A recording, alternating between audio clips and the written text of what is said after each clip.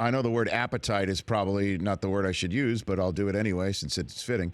Is there an appetite in the NFL in terms of medical marijuana to loosen the reins even more than they've already been loosened on this front? Well, I mean, within the rank and file of the NFLPA, absolutely, without a doubt. And as you continue to see it legalized, in more and more states and locales, there's more and more players looking around saying, and there's more studies being done on its effects on the brain, and if it can help alleviate, obviously, pain on many different levels, and you can make the argument it's certainly a lot safer than some of the painkillers and Toradol shots and stuff these guys are getting, then yeah, I think there's an argument to be made.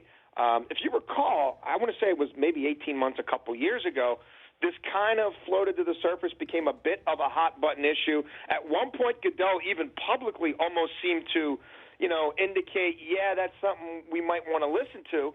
And then he came back a few months later at another press conference and basically squashed it, really stomped it into the ground.